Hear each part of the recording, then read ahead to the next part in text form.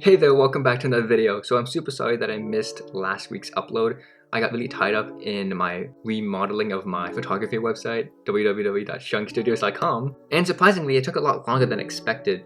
I thought it would just be a couple tweaks here, a couple tweaks there, and boom, it would be done. But you know, from going from a bare bones website to something more appealing, it actually took a lot longer. Anyways, I'm thinking of uploading on Sundays so that I can film throughout the week, edit on Saturdays, and then post on Sunday. This might change in college because I don't know what my schedule is going to be then, but from now until like around August, I'm going to hopefully stick to a Sunday upload schedule. So stay tuned for the next video on Sunday. So in this video, I want to talk to you about the SAT, and that's probably the most dreaded three-letter word that you can think of as a high school student. And I know there's one on June 5th, so this leaves you with a little less than a month to implement all the tips or even some of the tips that I'm going to give you in this video. And so just out of the gate, and I know this is going to be the biggest elephant in the room ever, but my SAT score was not great. It was a 1290, and right now you must be thinking to yourself, wow, who does he think he is to give me tips? My PSAT was a 1520. I'm going to blow this guy out of the water with my score. and I understand your sentiment, I really do. And my objective isn't to compare scores.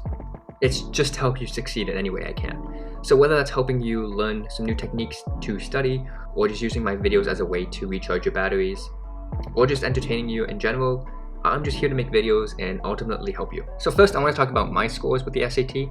So I took the SAT twice, once in August and second time in October 2020. The first time in August I got 1290, so that was a 670 on the reading and writing and a 620 on math. In October I got a 1270, so it was a 640 reading and writing and a 630 on the math. I took the essay with the first test, the one with the 1290, and I did pretty decently on it, so I didn't have to take the essay for the second test. And I won't really talk about the essay in this video because the other four parts of the test are more crucial and more important than the essay. And some colleges are actually even moving away from having the essay as a requirement. So just as an overview, the SAT is split into 4 sections. It's split into a reading section, which is 52 multiple choice in 65 minutes.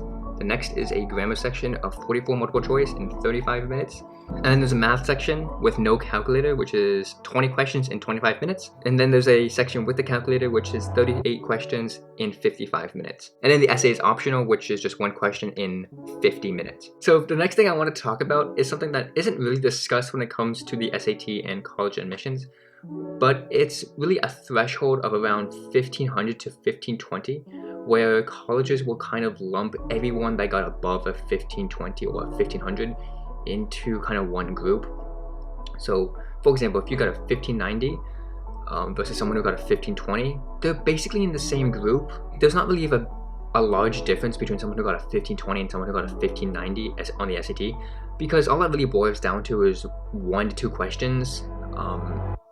And at that point, it's just basically about kind of like a little bit more of a luck than skill at that point. Kind of like a well-known factoid, if you will, is that like the really elite colleges like the Ivies, if you don't meet that threshold for the SAT, let's just say a 1500 for example, they will kind of automatically throw you in the no pile, the reject pile. And if you do meet that threshold, just off the bat, they will put you in the maybe pile, and then after the maybe pile, they'll put you into the yes or the no pile. But you have to meet that threshold first. So basically, you kind of want to shoot for a 1500, which is very ambitious. Even for me, I was like, I want to hit a 1500, and I got a 1290. You can do it with a lot of practice and some of the tips that I'm going to give you later on in the video. But ultimately, if you get like a 1500 or a 1520 or like a 1510, it's not really worth it to chase like a couple extra points for like one or two more questions. The test is $52, so just keep that in mind if you want to actually shell out $52 for 10 to 20 more points. I would say it's not worth it, and I think the majority of high school students who have taken the SAT and students that are in college would say the exact same thing. So my number 1 tip is to take a bunch of practice tests in the test conditions that you'll be taking the test in. That means a mask, no distractions, literally just block off 4 hours on a Saturday and just take it. Wake up at 6, take it at 8, and you'll thank me later when you actually take the test in those conditions and your body is used to it. While everyone else is waking up, they're yawning, they are sleepy, they're groggy, you'll be sharp as a tack and taking the test at your fullest capacity.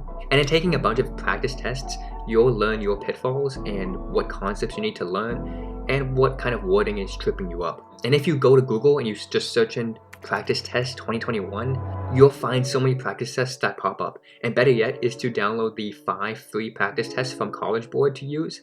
And if you go through those, then there's also some practice tests on Khan Academy, there's Revolution Prep, there's Crack SAT, there's Reddit, there's literally so many different opportunities and websites for you to look at. My tip number 2 is to spread out your retakes. So assuming that you want to retake the SAT because you didn't score 1500 on your first go, you want at least a good month to learn your mistakes and figure out why you made a certain error and the way to improve upon it.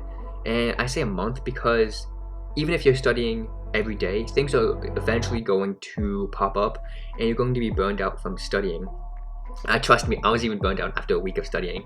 And the thing is that analyzing why you made the mistake is just as important as acknowledging you made a mistake. And if you have enough time to spread out your retakes, then I would definitely do that. But if you don't have a month, then you have to grind at least twice as hard to analyze your pitfalls and make up for that lost time. It takes a long time for information to be processed in your mind, and the more amount of time you have for your brain to process that information, the better off you're going to be. So my third tip is to book early. And holy moly, I wish I knew this in the freshman year when I was booking my bio subject test. And I literally booked the day before the test, and I had to go to the literal moon for a test center. I had to go all the way to New Hampshire for a test center. So you want to book as early as you can in advance because A, planning ahead is just really good in life and it will help you in the long run. B, COVID is still a real thing, and even if you're booked in advance, you'll be able to reschedule. And even if test centers close and you aren't able to take the test that day, at least you'll have more opportunities and more options to schedule the test. So my fourth tip is to not worry about timing. I mean, you want to be alert, but not anxious about how much time you're going to have to finish the test. When you take your practice tests, you're going to learn how long it takes you to do each section and do each question, and then you can plan accordingly. I would say that you don't want to divide the time allowed for each section into the amount of questions, because if some questions take longer and some questions take a little bit less time, you'll be wasting your time on trying to calculate how many minutes you have for each question rather than just doing the question. So the SAT doesn't deduct for unanswered questions, they only deduct for long questions. So if you're running out of time and the proctor says 5 minutes left and you have like 10 questions left, then it's in your best interest just to go down the Scantron and start guessing. And you have a 25% chance of getting it right, and that's better than 0% chance. So my tip number 5 is to breathe. And I know this sounds really obvious, but I know a lot of people who got really anxious and they have the mentality that their school is correlated with their score. And you know, that is partially true, but just because there's a correlation doesn't mean there's a causation. And you can have the highest score and get rejected from all of your reach schools, and while someone else can have a lower score and get into all of their safeties. And it's just, at that point, if you have exactly the same scores, exactly the same extracurriculars, same application, it's just about luck at that point. So the SAT is only one part of your application, so don't be tunnel visioned into solely trying to improve the score without writing your supplementals, your Common App, or getting your teacher recommendations. So those are my 5 tips for taking the SAT, and if you want me to make a video analyzing your score and how to improve your score for next time after you take the test in June, you can let me know by dropping a comment down below or DM me on Instagram at JamesAoShung. If you found this video helpful, subscribe to see the next video and smash the like button. And I sincerely wish you the best of luck in your SAT endeavors. And as Nick Che says, don't stress, finesse. I'll see you in the next video.